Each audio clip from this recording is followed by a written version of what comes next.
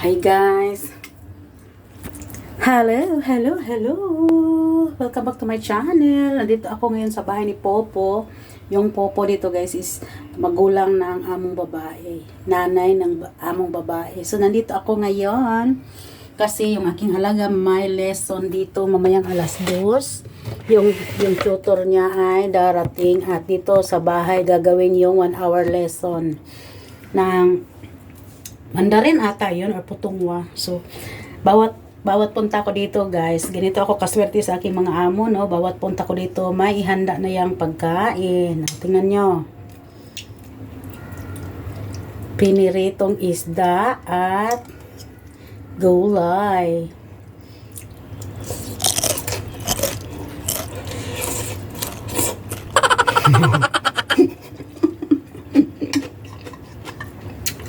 Dito sa Hong Kong guys, kung marunong ka lang,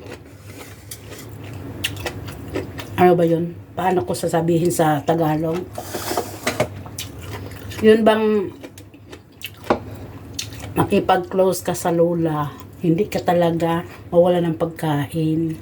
So, kahit yung lola namin dito, kumakain sa restaurant, pag uwi, meron niyang dala para sa akin at sa kasamahan ko. Meron akong isang kasamahan, katulong ng kapatid ni Amo. So, dito kami maghahaponan sa isang linggo, 3 araw.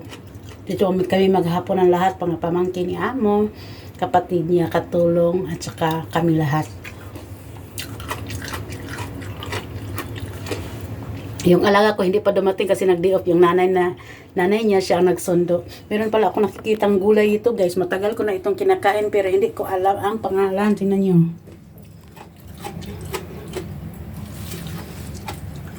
Diba? Yan guys. Kita nyo? Ang dami no, diba? Sobrang dami. Dami kasi dito kami lahat kakain. Marami kami dito. So marami din ang binibili ni Popo.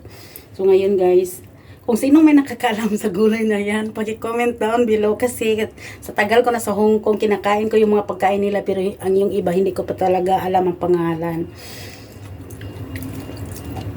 Pati yung isda na to, oh. Ito yung mga isda na nakakita ko sa mga mukbang, Korean mukbang. Dito guys, sa bahay, hindi mawawala yung piniritong isda. Kadalasan tuloy. Kung hindi kayo kakain ng tuloy sa Pilipinas, dito makakain kayo dahil yung mga lola dito, ganyan ang ihahanda nila sa'yo. Hindi ibig sabihin dahil yan ay mura, pero yan ang isda na yan ang paborito din ng mga Chinese, lalo na ano nila, parang paksiw pero walang suka, ganyan. Parang mamabilis tayo guys, no, kasi yung amo paparating na hindi na ako kagamit ng cellphone. Hindi pala ako free cellphone guys, pero natiis ko sa 6 years. Ngayon medyo okay na dahil alam niya na nag-vlog ako. Pero may mga oras din na hindi pwede, na sinasabi niya na huwag kang gumamit ng cellphone sa mga oras na yan. Lalo na sa bahay ng mama ko, ganun. Pero gumamit ako, wala pa siya eh. Kain tayo guys. Good luck sa mga papunta dito guys. Kung meron kayong mga tanong, mag-comment lang kayo sa aking mga post at ating sasagutin. At hayaan nyo na guys na yung Tagalog ko ay hindi masyadong maganda dahil tayo ay Bisaya. Hindi naman tayo pwedeng mag-Bisaya dahil marami din hindi nakakaintindihan ng Bisaya. So, kain tayo. This is Jenny in Hong Kong. Bye-bye.